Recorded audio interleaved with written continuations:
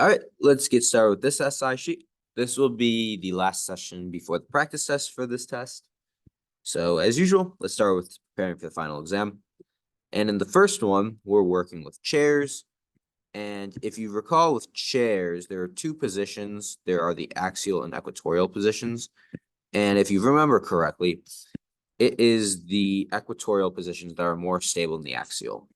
So I'm going to draw in really quickly all of the equatorial positions, and these are going to be more stable than the axial positions, which I'm drawing in orange.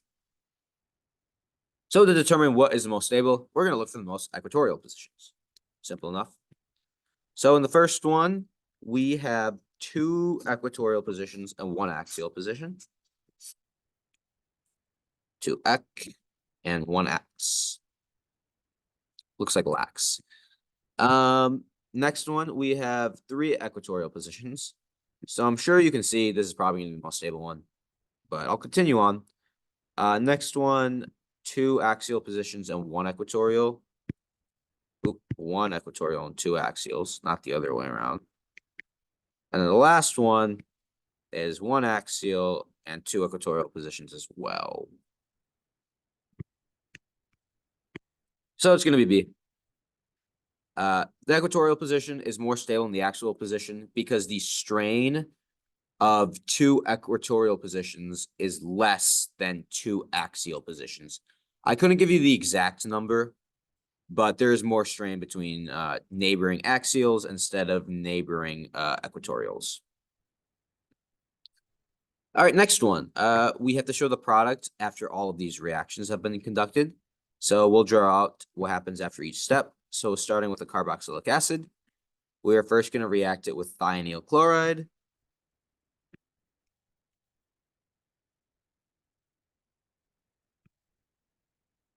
So that's going to replace our carboxylic acid with an acid chloride.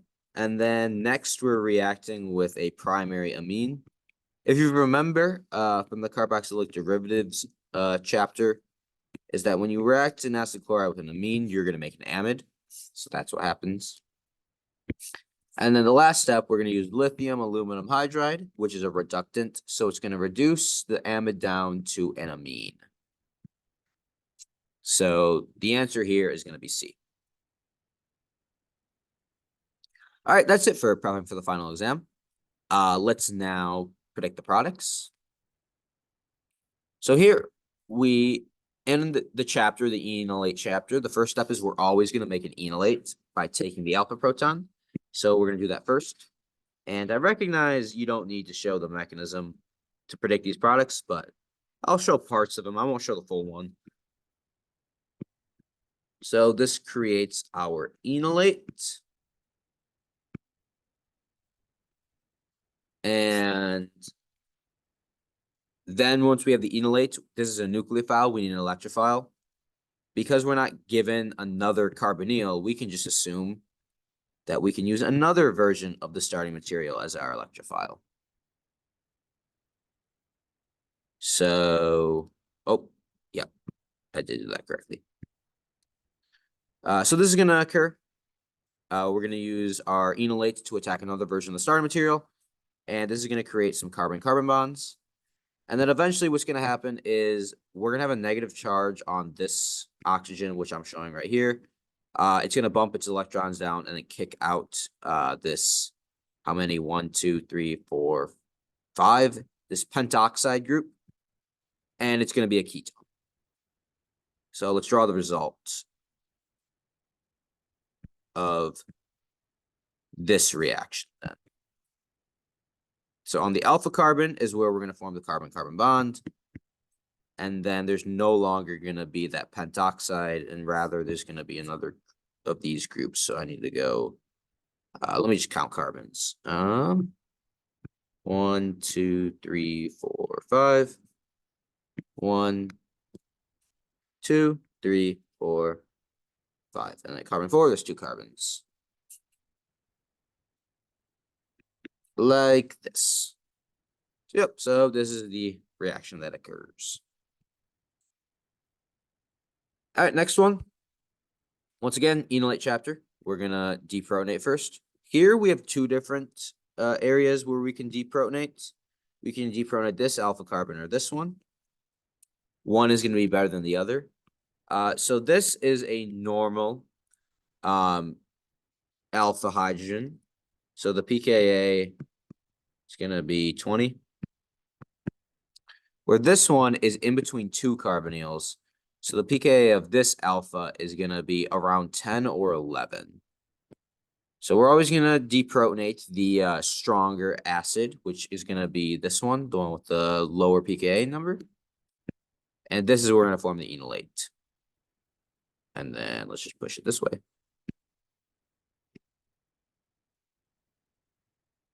And this is going to make our enolate.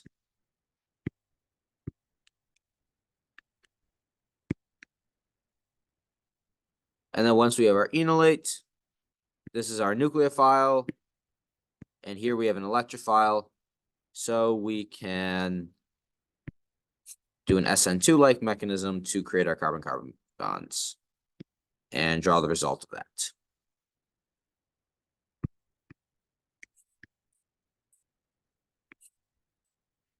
So we keep both of our ketones and we added some carbon-carbon bonds there, like that. All right, next one, synthesis. We have to synthesize this starting from two esters, and this is the cross-Claisen. So there's going to be a really similar mechanism, or not, I shouldn't say mechanism because we're not doing a mechanism. It's going to be a really similar reaction to what we did here. The only difference is in this one that I just boxed in, we use two versions of the starting material, or in this synthesis, we're going to do two separate esters. Because we're doing two separate esters, it's going to matter which one gets deprotonated. So let's look at where our esters probably are in the molecule. Well, we already have an ester. So this is going to be one ester. And then if that's one ester, then this also was once an ester. Right now it's a ketone, but this is going to be, or this came from an ester. And whatever one is now the ketone, so this one is now the ketone, this is the electrophile. The ketone part is the electrophile in the Claisen, and the part that stays in ester is the nucleophile. So given that this one in blue is the nucleophile, we're gonna write that first because this is gonna, whatever one's the nucleophile is gonna be the one that becomes the enolate because enolates are nucleophiles.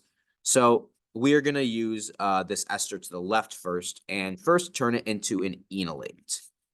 So we can use sodium methoxide and then methanol as a solvent. And this is gonna create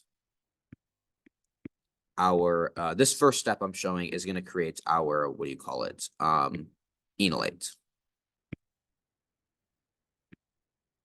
Like this. And then the next step is now that we have our nucleophile, now we can throw in our electrophile, which is the ketone part, but remember we need to start from two esters because it's a Claisen. So we can just add a methoxide group. And now we have an electrophile here, and this is our nucleophile. So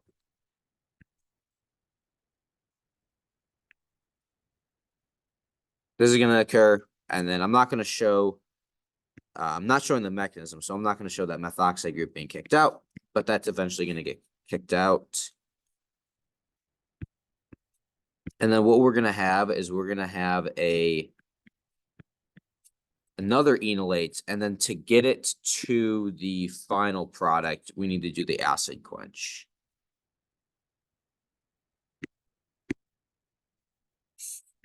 Because then this enolate is going to drop its electrons down, or this, I should say the oxygen in the enolate is going to drop its electrons down, and then the carbon is going to get quenched. So that's the synthesis. You should do it in this order. If you did it in the other order, then I'm trying to think what the if you did it in the other order, then your product is going to look like this, which isn't the molecule we wanted. So it should be in this order. If you flipped these two molecules, then that would create this. So that's not what we wanted. So should do it in this order. All right, lastly, we're just gonna do some mechanisms. So the first one is decarboxylation. So if we look at the bonds broken and bonds formed, first let me draw in carbon dioxide. We need to turn this into carbon dioxide. This is going to become this. Actually, I'm going to keep these boxed. That's going to become that. And then this stays the same. The only difference is instead of a carbon group here, now there's two hydrogens. Or in the start, there was one hydrogen on that same carbon. So the first thing we're going to do is we're just going to rotate this molecule. We're going to rotate it so that the carbonyl is down here. And we have the hydroxyl group like this.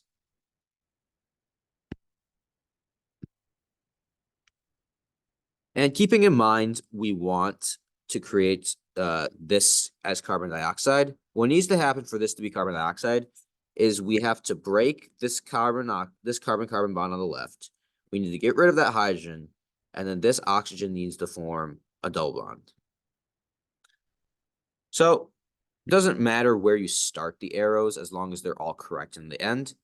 So I'm going to start my arrows here because I know this oxygen wants to create a double bond with this carbon like it is here.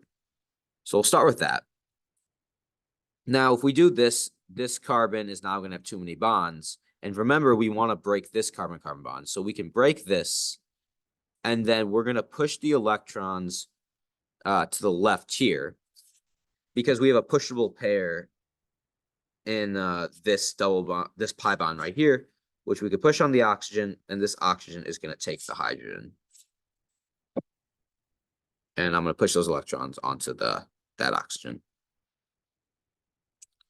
And then the result of these arrows is it's going to create an enol and carbon dioxide. Let me write it down here.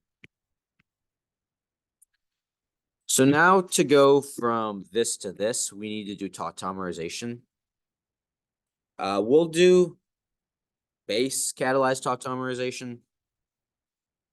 So we'll use hydroxide. And the difference between these two is that this oxygen doesn't want this hydrogen anymore. It needs to have a double bond, and then this carbon needs to gain one more hydrogen while getting rid of the double bond. So this is a strong nucleophile, strong base. So the first thing it's going to do is it's going to get rid of this hydrogen. And then we can push the electrons onto the oxygen. Now it's going to create an enolate. And now we can get straight to the products by this oxygen forming the double bond. And then remember, we want to give this carbon right here a hydrogen. So we can give it that, we can pronate in this step. And that gets us to the product. So that's decarboxylation. I know it was also in the last test, and it's important you know for this test as well. All right, next one. Here we have a claisen. It's an intramolecular claisen. So first thing, let's number the carbons.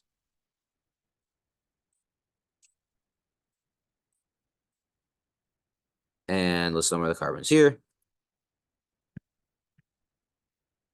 I think it makes sense that the carbonyl stay as carbon 1 and carbon 6. You could have flipped them given this is a symmetrical molecule, but that's how I decided to number it. All right, so first step always in this test is to, or I should say in this chapter, chapter 20, the enolate chapter, is to depronate the alpha hydrogen. So we'll do that. Form our enolate.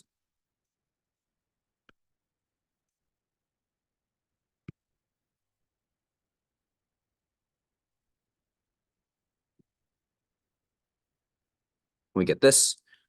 This enolate is going to be our nucleophile, and this is going to be our electrophile because we need carbons 1 and 6 to combine. So we can do that in this step.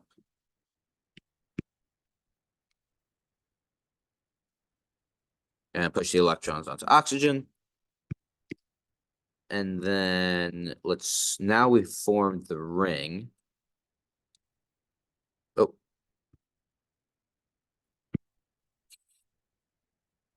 And then this oxygen is going to have a negative charge. And then to get to the products, it can kick its electrons down and kick out the leaving group. And that gets to the product, technically. However, we still need to show one more step, and that is what's going to happen next is this hydrogen, this alpha hydrogen is very acidic. So this group that just got kicked off is going to deprotonate that actually and form our enolate.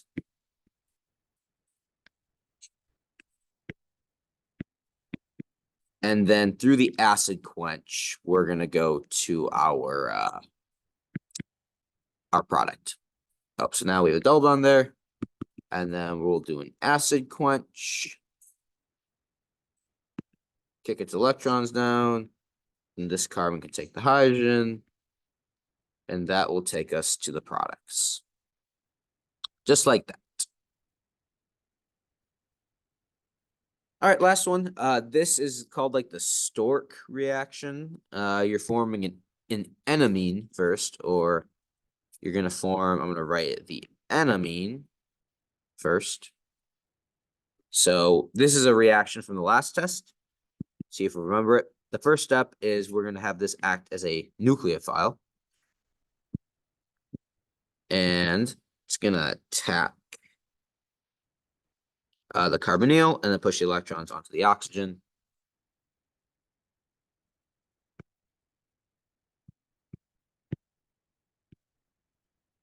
So now we have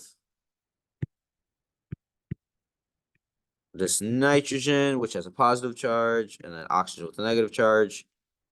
And the first thing we're going to do here is solve for one of the charges. We're going to solve for the nitrogen first. So we'll take another version of that nitrogen. And we're going to deprotonate to get rid of nitrogen's positive charge.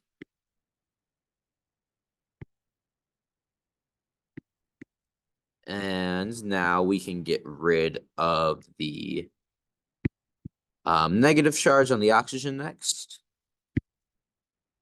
by protonating it with the nitrogen we just used to deprotonate the other one. So this one's going to have a positive charge. And now we can do this.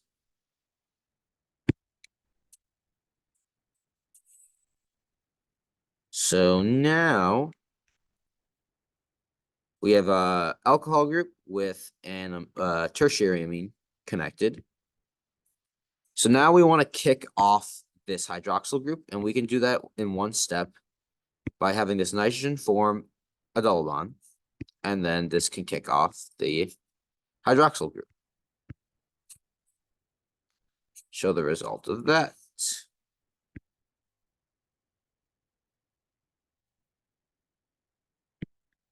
So now this nitrogen is going to have a positive charge. 1, 2. Let me make sure 1, 2, 3, 4, 5. I think yeah, that's too many carbons. Make sure I do this right. There we go. That's 5. Well, that's the 5-member ring, I should say. All right, so now this nitrogen is gonna have a positive charge, and we want to create our enamine. So to create our enamine, we can deprotonate an alpha hydrogen using our nitrogen source,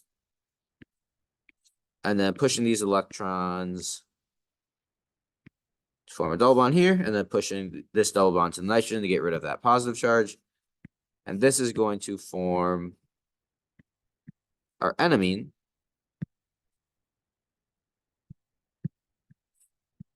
which looks very similar to an enol.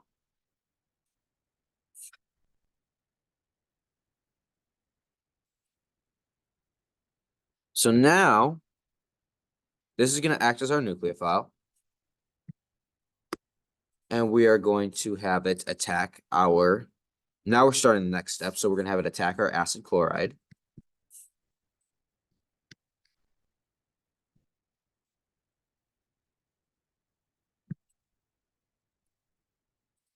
We can have nitrogen kick its electrons down. And then attack the acid chloride, pushing the electrons onto the oxygen. And show the result of that.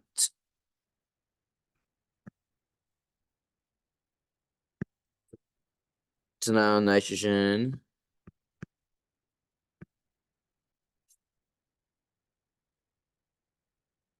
nope. Okay, now this should be attached to that. Nitrogen has a positive charge and this oxygen has a negative charge. So oxygen can kick its electrons down and get rid of the chlorine.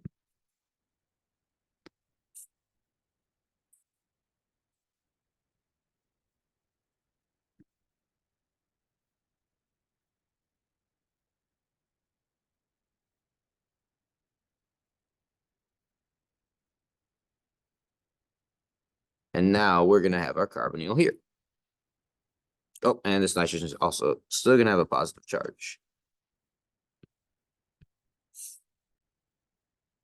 So now where we are, we're on the third step. We just finished the second step.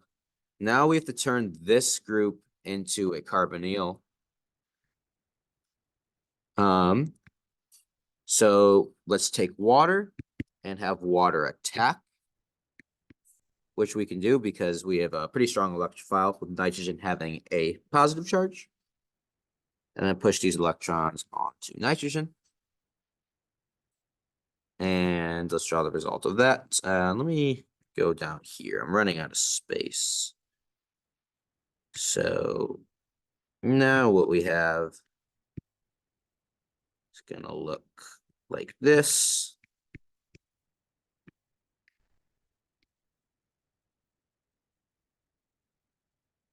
Water. And we can deprotonate that added water to get rid of the positive charge.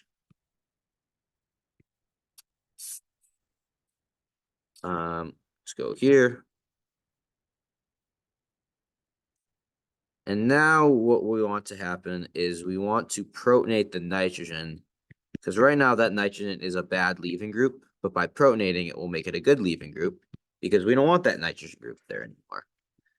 So we'll protonate the nitrogen.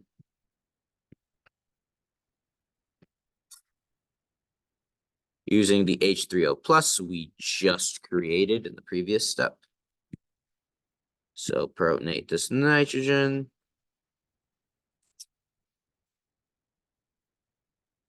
And now with a good leaving group, we can make it leave. Let's draw this correctly. Barely any space. So nitrogen is going to have a positive charge with that hydrogen attached now. Oh, let me put the positive charge there. So we can have oxygen form that double bond and kick off the nitrogen group.